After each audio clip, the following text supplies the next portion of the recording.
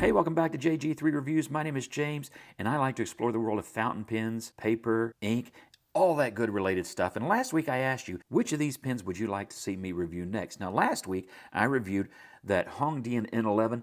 If you haven't seen that yet, you need to do that after you watch this one, because this pen really is a terrific pen, and the more I write with it, the more I like it. Some of you said you'd like to really see that N9, which was the review that I planned next, but then the vote was split between the Leonardo and the Pilot and the Esterbrook. And so today we're going to look at the Esterbrook LJ. Now you might be thinking, don't you mean J? Well, the J is the larger version of this pen, or this is the smaller version of the J. That's probably the better way to put it. There is the J, the LJ, and then missing in my collection at the moment is an SJ, which would be still just a little bit smaller. Now, I don't do a lot of vintage pens on the channel here. I'm much more focused on newer pens, particularly budget pens, but obviously there is a Pilot and a Leonardo and a Lamy back there. They're not budget pens. So I do venture out from time to time, and that does include venturing out into a vintage pen here and there. And where I decided to start my search for vintage pens a few years ago was with actually this silver Esterbrook J. And I did that because just as you're watching this review to see whether or not this might be a pen for you, I also watched a lot of reviews, read a lot of blogs and everything else about vintage pens, and then narrowed it down to an Esterbrook J. And this one was my first, and I will review this pen separately at a later date. Esterbrook J's bring with them the widest variety of new old stock nibs of any vintage pen or new pen I've ever seen. If you look hard enough, you can find the nib for you. And that's what these pens were about back in the very beginning. It was meant to be a very personalized fountain pen. As you can see from the chart linked in the description below, you could get all kinds of nibs to suit all types of purpose, whether that it was your writing style or maybe your needs. There were nibs for ledgers, nibs for carbon copies, all kinds of things. And I love the ability to do that, to just go out and get a new nib for an old pen. And it writes really well. But again, I'll review this pen at a later date. I have it here today really for comparison. So this is the size difference between an Esterbrook J there on the bottom and an Esterbrook LJ. And if I can get my thumb there out of the way, you can see the length is approximately the same. Most references will tell you that they are the same. However, my two pens do vary just slightly, with the LJ being just a little bit longer. I'm going to guess that's just difference in production runs, maybe years. But as you can see, it is a narrower pen of approximately the same length, otherwise identical in style, trim rings, clips, and all that good stuff. These are both double jeweled pens. The J, of course, has a larger jewel at the cap finial. The smaller one here on the LJ and on the SJ would be the same. And then, of course, the small one at the bottom of the barrel. Those of you who are familiar with these pens and familiar with aging them have already figured out a couple of things just glancing, I am sure. For example, the lever here, I have the spoon-shaped lever, and that tells me, and it's true of both of these pens, that it was made in 1952 or later. Now, they quit making these at the end of the 50s, so sometime from 52 to whenever they ceased production, it would have a different shape from 48 until 52. Now, I mentioned the black plastic jewel at the finial, and then you have the very recognizable Esterbrook J clip with Esterbrook stamped into the center of that clip. You have the cap trim ring with two grooves all the way around. Very simple, nice understated trim ring, and then that lever. And you notice that the same design motif goes through the clip, the trim ring, and the lever, and then you come down to one more metal trim ring and that jewel at the end. Now again, this is a lever fill. Now I'm not going to show you how this works because this pen is already filled with ink, but you would just put that into your jar of ink. You would bring down the lever to expel the air, then flip it back up, hold it there for a few seconds while it fills up what would have been originally a rubber sack, but is a silicone sack here in my pen. Now, the seller I bought this from had already restored the pen, so it had already been serviced with a new sack. Everything else had already been checked. The nib appears to me to either be very gently used or itself may be a new old stock nib. The material on this one is the marbled blue, and I just think it is striking. Now, one thing that's kind of cool about this, you can get this material in all three variations, the J, LJ, and SJ. You can also get a matching mechanical pencil if you want to go find one of those, and it is really a good looking color. By the way, really dig this silver one as well, which reminds me a lot of fish.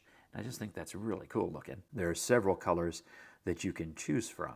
Now, one thing I really appreciate about this LJ is that the engraving here on the side is very well preserved and very easy to read. And this also helps you age the pen. So you have Esterbrook, and then of course you have that registered sign, which you will only find in 49 and after. In 1948, they did not have the R there. So if you have one without an R, you've got a 1948 pen. And then, of course, this one is made in the USA. Now, you can get this pen where that is made in England. And I think when I do my search for an SJ, I think I'm going to try and find one of those made in England. We'll just see how that search goes out. Now, you can see this one has a little wear scratch right there. Now, one of the things about these pens with the marbled colored finishes is they kind of hide wear and scratches quite well. As you can see on this blue pen, you really don't notice all that much. If it weren't for my lighting, you probably wouldn't have noticed that scratch that was there. So they hold up well over time and look good over time. And again, you can restore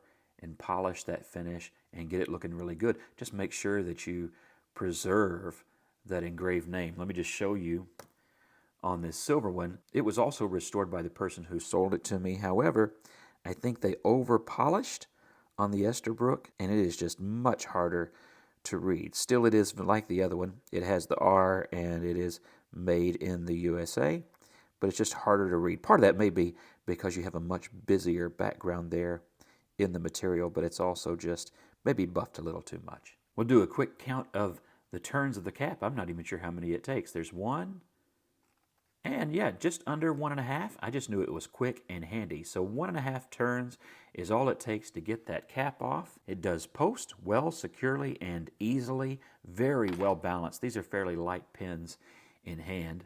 Then we come to that nib, and again, it is a replaceable screw-in nib unit. And so even though I can't take this one out because, again, fully inked, you would just unscrew that and replace it with a new nib unit, which again, new old stock. You can get that. You've got an ebonite feed, and I find that this works really well. I have had no problems whatsoever with dry out with this pen. In fact, I just recently had it sit for about a week, wrote exactly like it did the day that I filled it up. Just excellent, and no issues there. Now, the ink that I'm using, by the way, because that does play a role, is Waterman Serenity Blue.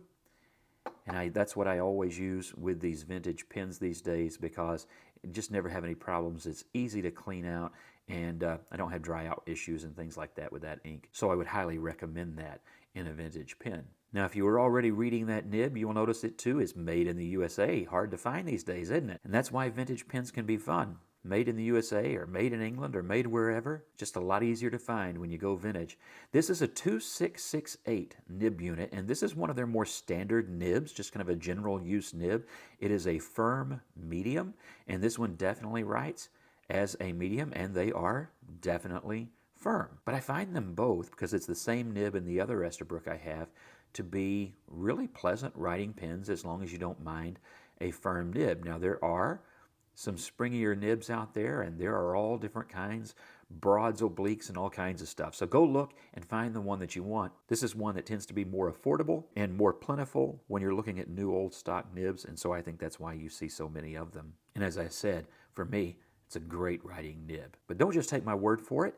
We're going to do a quick size comparison, and then we'll do a writing test, and you can see for yourself. All right, so there's the Esterbrook LJ, and here is that standard J right next to it, as you can see. Length, pretty much the same, not quite identical on these two samples, but you can really see that the difference is all in the diameter of that pen. Style, length, that's all the same. Nibs are the same and everything else. Now, I got to thinking about what pen might be very similar in the way that it writes compared to this 2668 firm medium pen. And what I found in my collection is the Pilot Prera. A little bit shorter pen than that LJ, and a little bit in between it and the J for diameter. But the nib, the stiffness of the nib, the writing of the line, kind of the writing experience is kind of similar. And so if I was going to find a modern equivalent to this pen, I think it would actually be the Pilot Prera. Now, of course, Pilot, unfortunately, has nowhere near the versatility in their Prera line as the Esterbrook does. You know, you get fine and medium, and you can also get an italic nib, but that's it. I mean, those are all your choices. And that's a shame because Pilot certainly knows how to make the same kind of variety.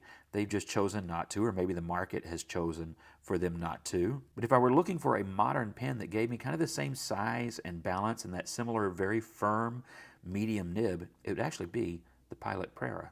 Another pen popular when it came out this year is the Jinhao 82, which of course bears a lot of resemblance to a certain sailor. And it is really similar in size and also in weight. Again, nowhere near the variety of nibs, and I really probably just wouldn't compare them in ways other than size. They kind of come from completely different parts of the pen world, and so it is a little bit of apples and oranges, but size-wise, this helps you understand the dimensions of the pen. And then last but certainly not least, a modern pen with vintage vibes, the Pilot 95S. And I put this here because I just recently got it. I'm really enjoying it, and it really is very similar in size, certainly very different in design and everything else, and it's vintage for those who don't want to buy vintage. Then here we have the pens in their posted link, and that Esterbrook then looks like a very long, slender pen, and again, very well balanced. It's a light pen, has great balance posted, and that's how I would use it. And here are the pens in their unposted, uncapped length, and here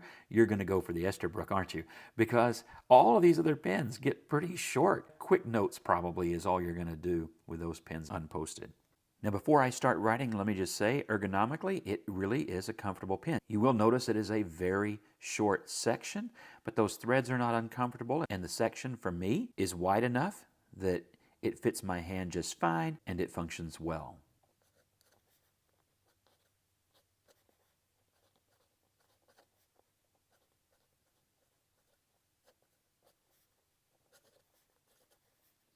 This is, again, a medium nib. Technically a firm medium. And let me just say, this nib functions so well. It definitely has a sweet spot. When you get out of the sweet spot, it's still good. Has just a little bit of tactile feedback, but not negative, just pencil-like. But when you get into the sweet spot, it kind of ice skates over the paper. I mean, really smooth, buttery smooth, really nice.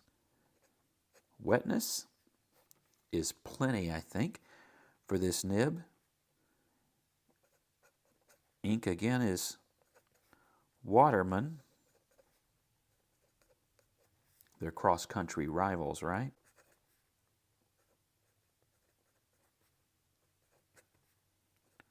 This is Serenity Blue. Again, this is my go-to ink for vintage pens because just so well behaved, and I really don't have to worry about it. I like that.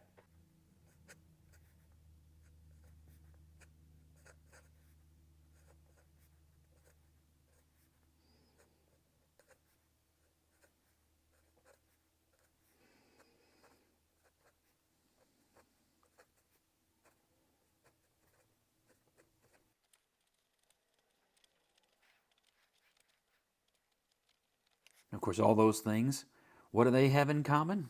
These are all things I really miss from 1952 when these pens were made. Now, I want to do a speed test. You notice I lifted there on that P, and that was definitely me. I was writing in the most awkward angle possible around the camera today. I have kind of an odd setup. In case you're wondering, because I know this has been a little bit different of a review, we're in the middle of some rearrangement at our house, and so have a new setup coming soon, but in the meantime, the transitional setup, a little bit of a difficult workaround. Let's do this speed test right quick.